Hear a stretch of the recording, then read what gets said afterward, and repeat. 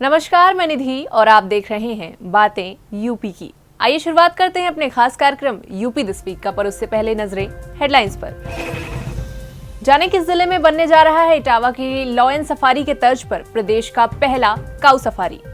UP में 1000 करोड़ से बनेंगे पिंक टॉयलेट, 7 दिनों में मांगा गया बनाने का प्रस्ताव। प्रदेश सरकार की गृह विभाग के साथ की बैठक में क्या रहा खास, जाने इस वीडियो में।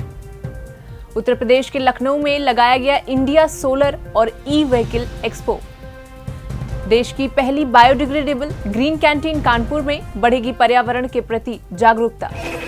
और अब खबरें विस्तार से। उत्तर प्रदेश में बेसहारा गायों का मुद्दा एक बड़ा मुद्दा बनकर सामने आ रहा है। जहां एक तरफ ये आवारा पशु किसानों की खेती को बेहद नुकसान पहुंचा रहे हैं, वहीं दूसरी ओर ये सड़कों पर एक्सीडेंट्स के एक बड़े कारण के रूप में सामने आ रहे हैं।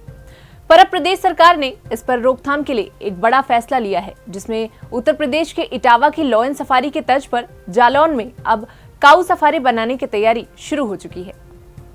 इसके लिए जिला प्रशासन की तरफ से कार्य योजना तैयार कर ली गई है। जिले के नवीन गल्ला मंडी के पास ग्राम रागौली में बंजर पड़ी वन विभाग की जमीन पर इसकी आधारशिला रखी जाएगी।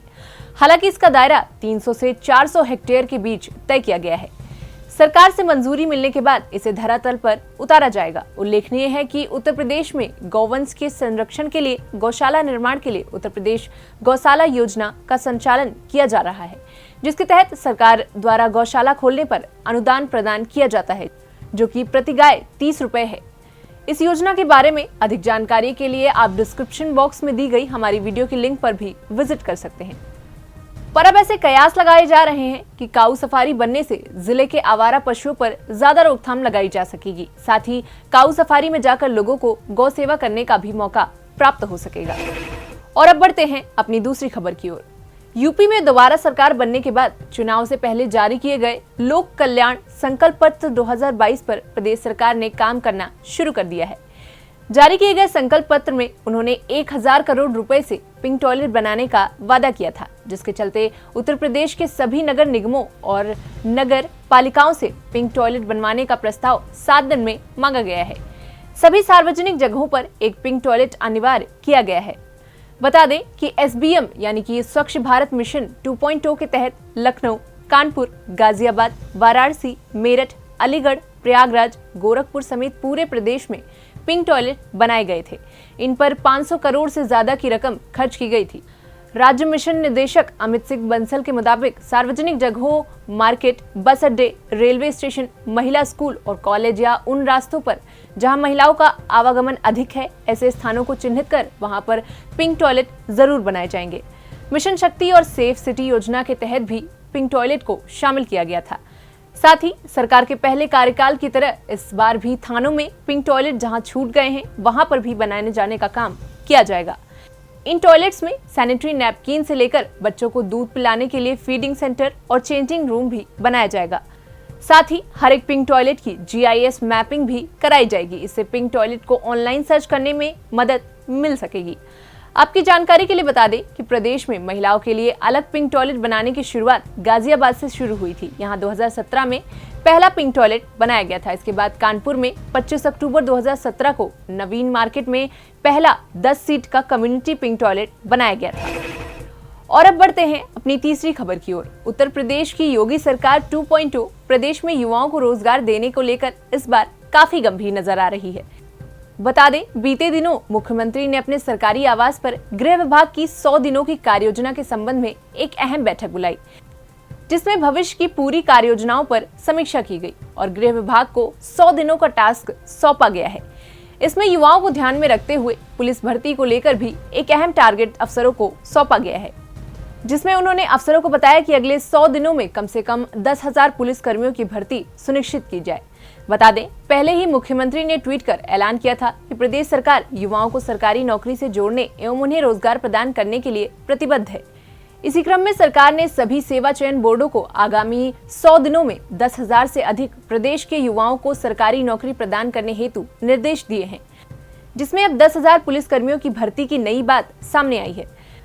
साथ ही इस बैठक में सीएम ने कानून व्यवस्था, अपराधियों की धरपकड़, हर थाने स्तर पर टॉप 10 अपराधियों पर कार्रवाई, मिशन शक्ति अभियान चलाने, फूड पेट्रोलिंग बढ़ाने, PRV 112 की पेट्रोलिंग नियमित रूप से संचालित करने, ट्रैफिक व्यवस्था को और दुरुस्त करने के साथ ही पुलिस थानों में स्वच्छ वातावरण बनाने आदि पर जोर दिया।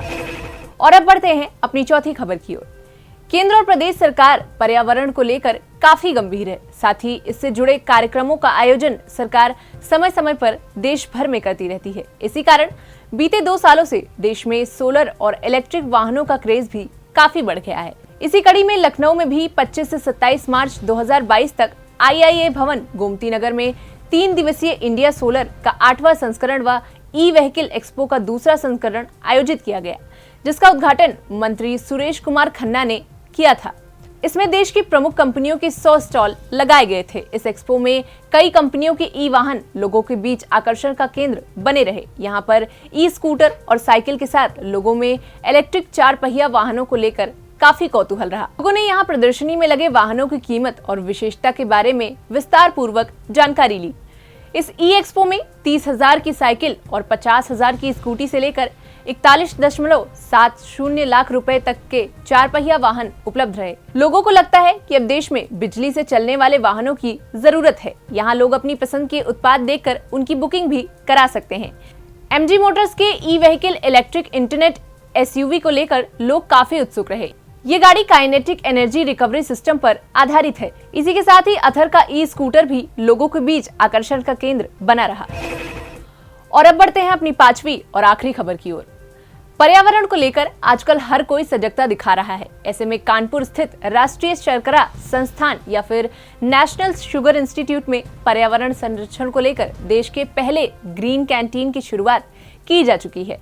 इस ग्रीन कैंटीन में इस्तेमाल होने वाले सभी बर्तन और सामग्रियां पूरी तरह से बायोडिग्रेडेबल हैं, क्योंकि यहाँ पर इस्तेमाल में लाई जा रही प्लेट, चम्मच और गिलास सहित सभी उपयोग में लाने वाले बर्तन गन्ने की खोई से तैयार किए गए हैं।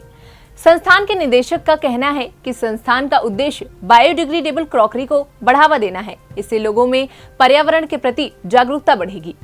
संस्थान के निदेशक प्रोफेसर नरेंद्र मोहन का कहना है कि संस्थान का उद्देश्य बायोडिग्रेडेबल क्रॉकरी को बढ़ावा देना है, जिससे लोगों में पर्यावरण के प्रति जागरूकता बढ़ सकेगी। साथ ही उनका कहना है कि ये क्रॉकरीज प्लास्टिक की क्रॉकरीज से ज्यादा सुंदर, थर्मोकोल से ज्यादा मजबूत और पूरी तरह से हाइजीनिक होगी। इस क्रॉकरी में गर्म या तरल खाना किसी तरह का रिएक्शन नहीं करता है, पर साथ ही तरल व्यंजनों के लिए मिट्टी के कुल्हड़ का प्रयोग किया जाएगा। बताते चले कि गन्ने की खोई से तैयार की जा रही ये क्रॉकरीज पूरी तरह से बायोडिग्रेडेबल हैं। अगर यूज करने के बाद इन्हें फेंका जाता है तो ये मिट्टी में 45 दिन में पूरी तरह से खत्म हो जाएंगी और साथ ही ये खाद के रूप में काम करेंगी।